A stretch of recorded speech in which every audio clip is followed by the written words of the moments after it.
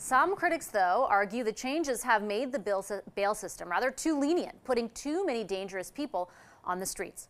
Justice Minister and Attorney General David Lametti is with me now. Hi, Minister. Good to have you on set today. I really appreciate you making the time. Pleased to be here. I know that you kind of called out the Conservatives for their motion on this and said that they were, playing politics with some of the tragedies that we've seen occur recently.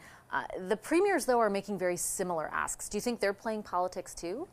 No, I think we all have a legitimate concern here. The premiers, the justice ministers and public safety ministers raised this with Minister Mendicino and myself last October.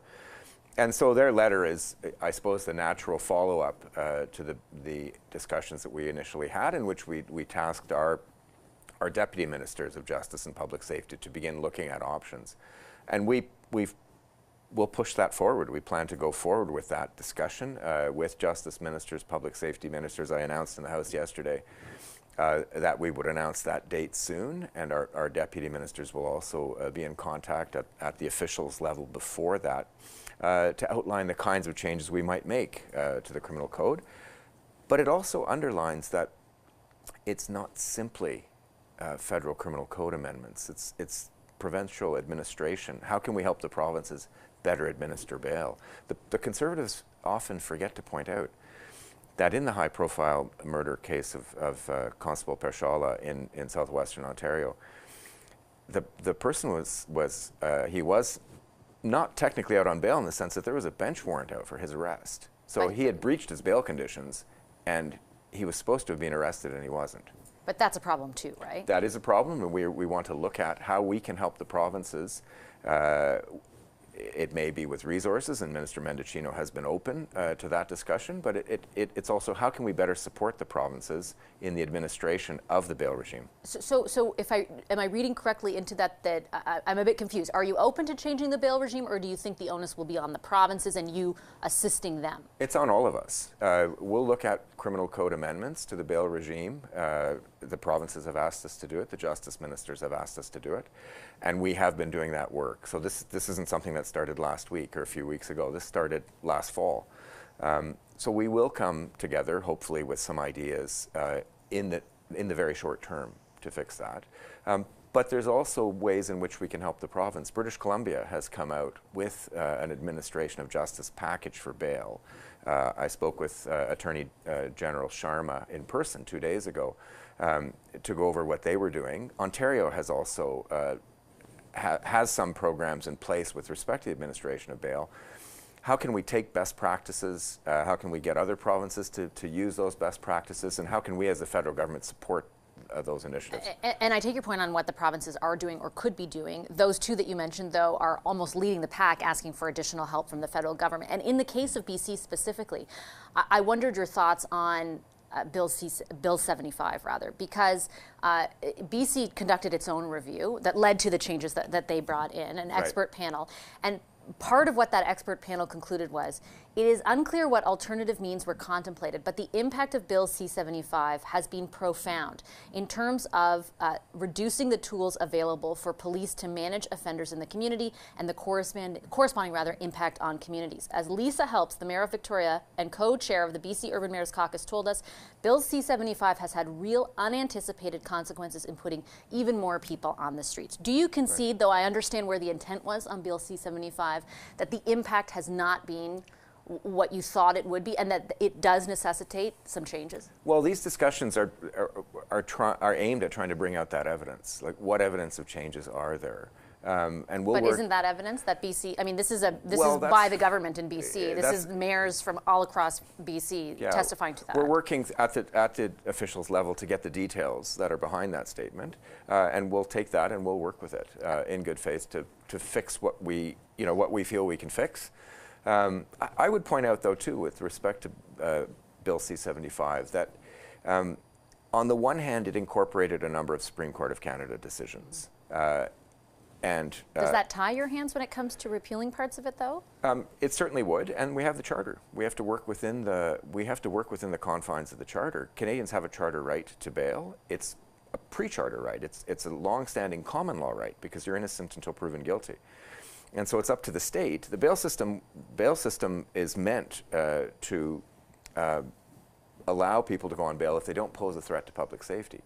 And so a person will, in principle, and the Supreme Court has said this, get bail if they're not a threat to public safety. So we have to work within those parameters in what we do with legislation. We have ideas. Right, but in layman's terms, does that mean you've shut the door on repealing any parts of Bill C-75? No, we still think there are places that we can tweak Bill C-75. Remember too, and this is important, we strengthened the bail regime with respect to intimate partner violence. We made it more difficult to get bail for people who had a record of intimate partner violence. And so there were a number of changes that were made, and I think we need to see the evidence that are behind very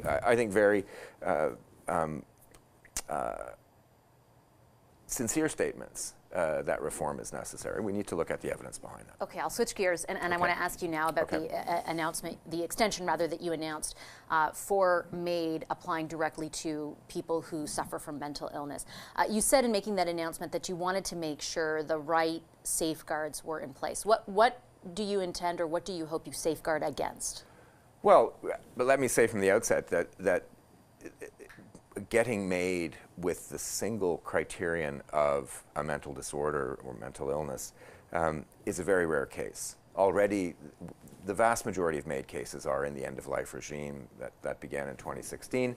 We've added a small fraction of cases in 2021 in a non-end-of-life regime with safeguard criteria.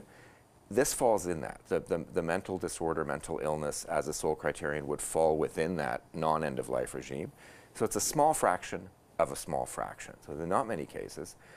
I just want to underline that this is not, MAID is not available to people who are contemplating suicide. But you know there have been anecdotes of people coming out and saying, I was in that position and I was offered it too quickly. And that's why I asked about the safeguards, because I think that there is a level of concern among Canadians right now that somehow it's being offered too easily, right? I'm sure you're familiar with that concern, right? So in the case of mental illness, when you think about safeguards, what are you trying to safeguard against there? Well, we're trying to make sure that it's only used in those cases where the criteria are meant to apply. So in those very rare cases where there aren't any other options and where there isn't a possibility of getting better and the person is suffering horribly. And we have a good basis to move forward with the expert report. What the 1-year delay is doing is allowing everyone to internalize the standards of the criteria in that report, and allowing universities to prepare teaching materials, allowing colleges, provincial colleges to prepare guidelines at the provincial level, allowing everybody to get the appropriate level of training and understanding of the bill. I'm certainly not here to make judgment on that. I think that, and I understand that those cases are rare, but I do think it's so serious that even if they are rare, they have prompted, and certainly my inbox is an indication of that, some concern from people who are worried, especially, even more, bodies representative of people who suffer from mental illness have highlighted this concern over whether or not someone can actually determine whether the mental illness is incurable, right? Yeah.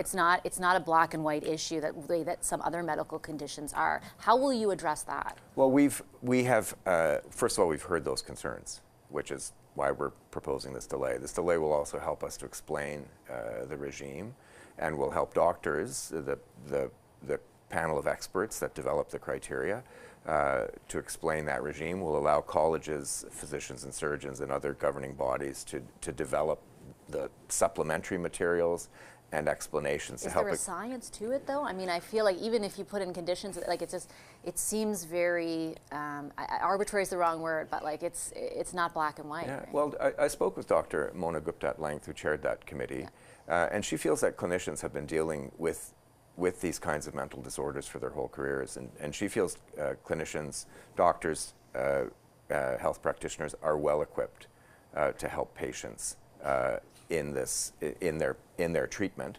To determine that something is incurable, that no treatment can help. That's right. And so obviously that will change as science changes, but there's a confidence there amongst health practitioners and clinicians who are experienced in this field, that this is entirely possible. Okay, Minister, I'm out of time. I'll leave it there. Thank you very much for your time today. Thank you.